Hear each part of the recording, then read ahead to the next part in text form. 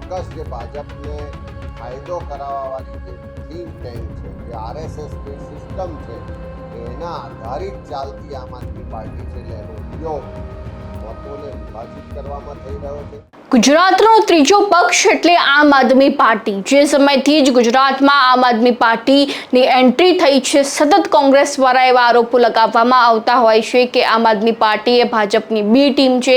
ત્યારે આમ આદમી પાર્ટી કોંગ્રેસ પર એવા આરોપો લગાવતી હોય છે કે કોંગ્રેસ જે છે તે ભાજપની બી ટીમ તરીકે કાર્ય કરી રહી છે। એટલે કે આરોપ પ્રત્યારોપનો દોર એ શરૂ થઈ જતો હોય છે અને તે વચ્ચે હવે આપણને પણ પ્રશ્ન થાય કે જે પાર્ટી છેલ્લા 100 વર્ષથી ભારત પર રાજ કરી રહી હતી તો તે ભાજપની બી ટીમ કેવી રીતે કહી શકાય। અને હવે તે વચ્ચે કોંગ્રેસના પ્રદેશ પ્રમુખ અમિત ચાવડાનું પણ એક મોટું નિવેદન સામે આવ્યું છે, તે જ અંગે વાત કરીશું આજે આ વિડીયોમાં। નમસ્કાર, સ્વાગત છે આપનું ક્રાંતિ માર્ગમાં અને હું છું મિક્ષુ ઠક્કર આપની સાથે।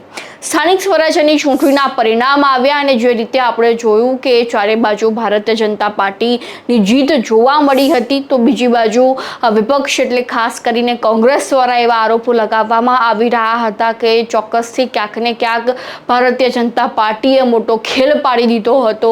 ક્યાંક ઈવીએમના કારણે અમે હારી ચૂક્યા હતા, ક્યાંક બિનહરીફ બેઠકો થઈ તેના કારણે અમે હારી ચૂક્યા અને હવે તે વચ્ચે કોંગ્રેસ દ્વારા આમ આદમી પાર્ટીને પણ ટાર્ગેટ કરવામાં આવી છે। જો કે વર્ષોથી કોંગ્રેસ કહી રહ્યું છે કે આમ આદમી પાર્ટીએ આરએસએસ દ્વારા શરૂ કરવામાં આવેલી પાર્ટી છે, ભાજપની બી ટીમ તરીકે કાર્ય કરી રહી છે। આમ આદમી પાર્ટી પણ કોંગ્રેસ સામે સવાલો ઉઠાવતી હોય છે। તો દર્શક મિત્રો, તમને પણ પ્રશ્ન થાય કે જે ખરેખર જ્યારે ભારત આઝાદ થયું તે સમયથી જે પાર્ટી રાજ કરી રહી છે, વર્ષો જૂની પાર્ટી છે, તો તે ભાજપની બી ટીમ કેવી રીતે આપણે કહી શકીએ।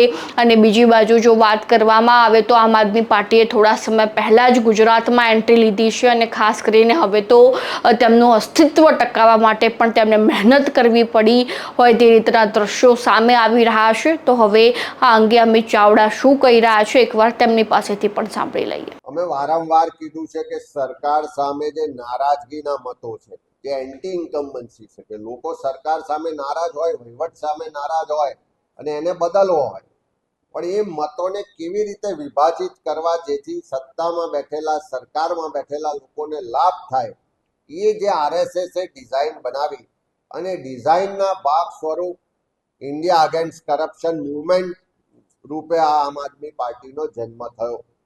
પહેલા દિવસથી આમ આદમી પાર્ટીની જે પાછળની એની જે થિંક ટેન્ક છે, એનો એજન્ડા નક્કી કરવાવાળા લોકો છે, એ ક્યાંક ને ક્યાંક આ ભાજપને મદદ કરવાની ડિઝાઇનના ભાગ રૂપે કામ કરે છે।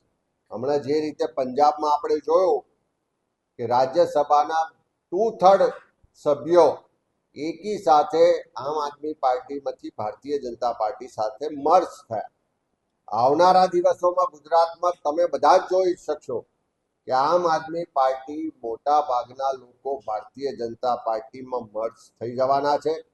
એમની વારે વારે ચૂંટણી આવે, 2022 હોય કે આ 2026 હોય, બધા જ અનુભવ જોજો કે સરકાર સામે લોકોમાં નારાજગી ખૂબ હોય, સરકાર સામે મતદાન કરવાની લોકોની તૈયારી હોય, પણ મતોને વિભાજિત કરવા માટે આમ આદમી પાર્ટીઓનો, બીજી પાર્ટીઓનો ઉપયોગ કરવામાં આવે છે। એ ડિઝાઇન જે બનાવી છે એનો લાભ ભાજપને મળે છે। આજે પણ ગુજરાતમાં જુઓ તો જે ભાજપ સરકાર સામે નારાજગીના મતો છે એ વધારે મતો છે, અને એ સંજોગોમાં આવનારા દિવસોમાં લોકો વચ્ચે વધારે જઈશું, લોકોને આ હકીકતોથી માહિતગાર કરીશું અને સાચી હકીકતો લોકોને સમજાશે। ત્યારે 2027માં 100% જે નારાજગીના, વિરોધના મત, પરિવર્તન માટેના મતો છે, એકજૂથ થઈને પરિવર્તન લાવીશું। આ જે સમીક્ષામાં બહાર આવી રહ્યું છે, કેટલાક પોકેટ્સ છે, ચોક્કસ વિસ્તારો છે કે જ્યાં આમ આદમી પાર્ટીને મત મળ્યા છે।